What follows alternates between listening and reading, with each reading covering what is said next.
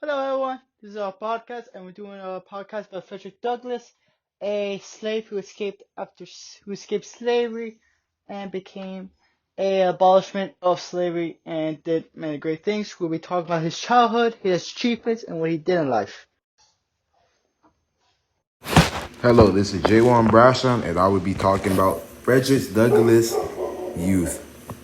Frederick Douglass was born in February 1817 on the eastern shore of Maryland. His exact date of birth remains unknown.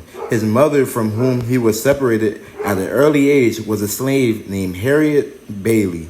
She named her son Frederick Augustus Washington Bailey. He never knew or saw his father. Frederick took the name Douglass much later. As a slave, Douglass was not allowed to have much of a childhood. He was separated from his parents and he was forced to work hard and suffer cruel treatment while working on the property of the Captain Aaron Anthony. In 1825, Anthony, who often hired his slaves out to others, decided to send Douglass to Baltimore, Maryland, to live with a man named Hugh Auld and his family. Douglas's life improved somewhat while working in the Alds. Mrs. Auld was a Northerner, and Northerner slave owners generally did not treat their slaves as badly as people in the South did. She even taught young Douglass the basics of reading and writing until her husband stopped her. Even though things were a little better than they had been, Douglass was still unhappy with his situation and began to think of ways to change it. After the death of Captain Anthony, Douglass became the property of Anthony's son-in-law. He was then hired out to a professional slave breaker, a man who would beat and mistreat slaves until they gave up and did whatever they were told. After weeks of being whipped, Douglass finally fought back. After that, the whipping stopped. The Alls then brought him back to Baltimore and put him into work in the shipyards. There, in 1838, he borrowed the identification papers of an African American sailor. By passing himself off as a sailor, he was able to escape to New York. He adopted the name Douglass and married a free African American woman from the South. They settled in New Beaufort, Mass., where several of their children were born. Now here is Alex Bartra telling you what he did after he escaped slavery. Hello, guys. My name is Alexander Bartra. I'll be talking about Frederick Douglass after he escaped from slavery. Now, after he escaped, he wanted to promote slavery for all slaves.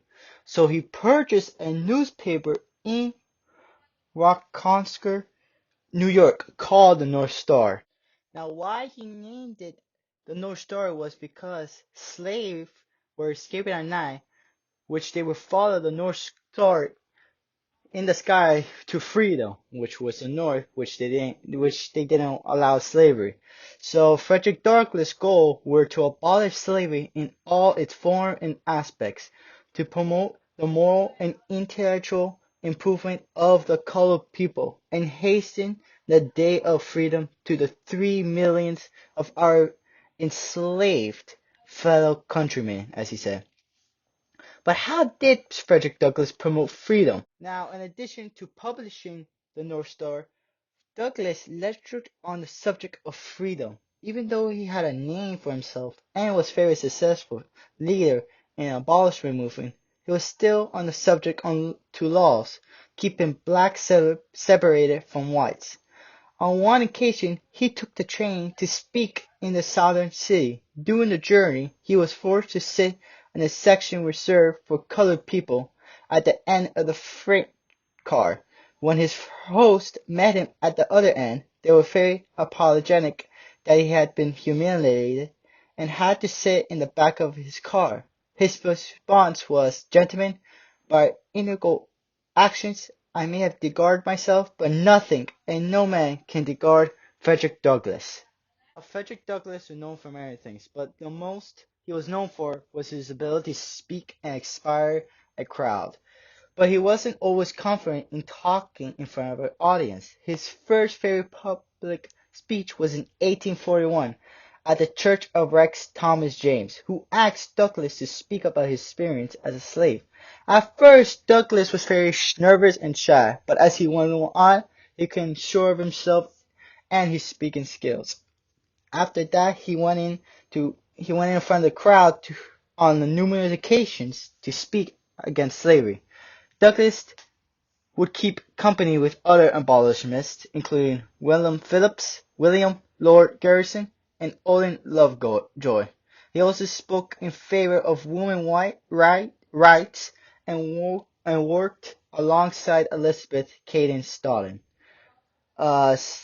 Stanton Truth, and Susan B. Anthony, and many others. But before Frederick Douglass could die, he had wrote his last autobiography on the freed slaves and the life and times of Frederick Douglass.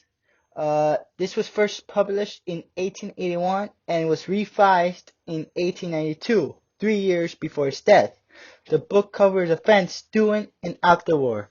Now I have to say thank you for listening to our story about Frederick Douglass' life. I hope you all enjoyed it, and I hope to for you to hear again. See you guys.